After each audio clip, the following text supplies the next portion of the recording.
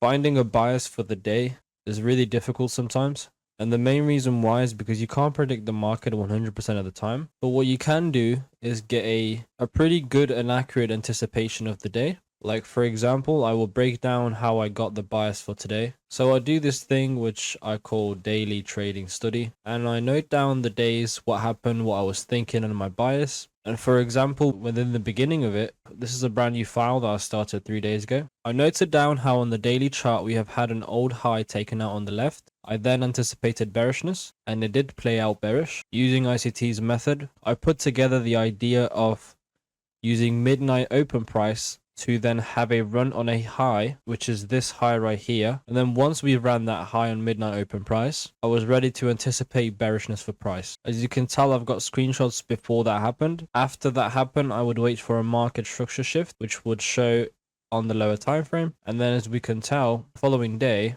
we did run that high. Price struggled to sustain that push up, and then we generated a temporary swing low right there, and then the market swung up one more time to fake out buy stops to stop people out, and then came back down with a semi-energetic move, creating a potential market structure shift here, retracement for entry. And I know I'm being generic, there's a reason for that. I don't like to go into detail, although I can. The point is that the 1 hour high got taken out, had a market structure shift after that, and from there on, I already had in mind a drawn liquidity, which was with this daily low right here. And a drawn liquidity, it's a potential location that you can see the market trade towards. These locations will usually be highs and lows, imbalances, and so forth. The market then ended up trading below that low, and where the market structure shift happened with the 1 hour high being taken out, we can see a 5-minute gap right there, which gets traded into perfectly after a market structure shift. So we have a market structure shift through the low, the temporary swing low, and then a retracement into the fair value gap. But where would the target be?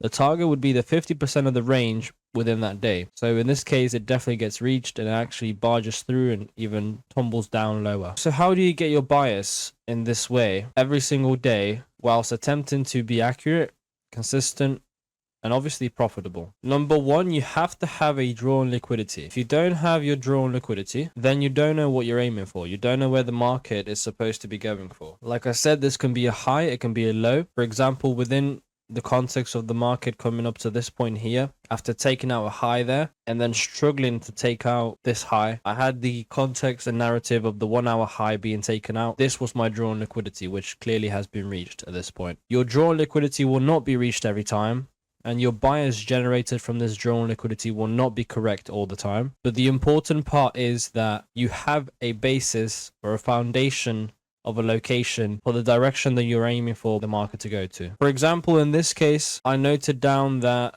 I could see a potential retracement inside of the range, considering we've taken out this low. This, however, could also constitute another market structure shift on the daily, which would mean lower prices. But even if that is the case, we would have to see some sort of retracement inside the range. And on the 1 hour, we can see that there is a gap right there, for example. So in this case, if I'm bullish, which specifically I am for the moment, I could see price coming up to that imbalance before constituting lower prices, or even potentially coming up to the 50% range. And I know when I say stuff like that, it sounds very basic. Anybody can just assume where price is going to go. But the point that I'm trying to make is that you have to anticipate price going to a certain point. And then obviously with proof, like for example, in this case, we have taken out this low here. On the weekly, we are also inside of a fair value gap, which is very important because if you have the weekly context in hand and you're able to anticipate the daily from it, then that's very, very powerful. And in this case, if we're bullish for this day because of the weekly gap, and on the 1 hour there's an imbalance just above price, we could easily target that. Now, does that guarantee that price will go there? Absolutely not. But at least we have a target. We have a logical place which we can anticipate price going up to, of which if we did not, we would be blindly trading. We would be assuming the price would go somewhere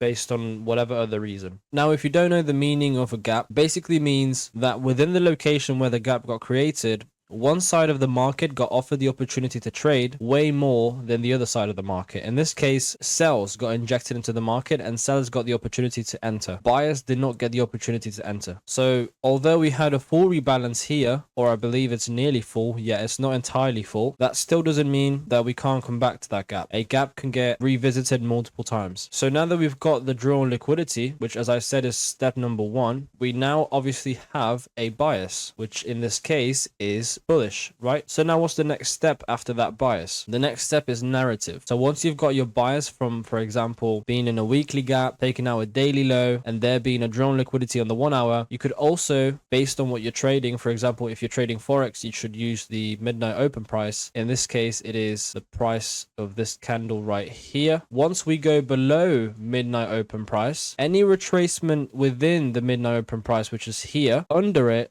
or within this area here, is a buy zone. Any time that you may anticipate an expansion of the daily candle going up, you want to be buying below or within the area of the open price. The reason why? That's the cheapest price you could possibly get within a daily range. And this is assuming that you want to trade within a daily range. If you want to trade external ranges and external liquidity, I'm not amazing in that yet. The daily range isn't fully formed here yet. There isn't a very clear daily range here, obviously. But if you were to gauge the range generally, we would have to use these very obvious highs and this low right here. Oh, and by the way, as I was speaking, the drawn liquidity got reached, so you can do whatever you want with that. You could have anticipated that drawn liquidity from the beginning. If you've got that drawn liquidity like that on the chart, you can anticipate to trade to it or towards it starting from here. And then obviously if you've got your own trading model or setup, your entry, then you can take that within the opening price or below it, targeting the drawn liquidity. But, and this is very important, this is extremely important, even if you have a drawn liquidity like this,